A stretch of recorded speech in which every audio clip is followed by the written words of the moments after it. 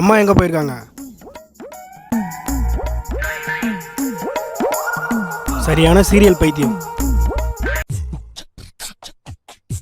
என்ன செஞ்சிட சாப்பிட்றதுக்கு? இது வேற பைத்தியம். சரி உள்ளே வந்து க்ளீன் பண்ணு, நான் தூங்கணும். உன்னத்தான் நான் பேசினேங்கிறேன். அவ்வளோ இன்ட்ரெஸ்டாக டிவி பார்த்துன்னு இருக்க.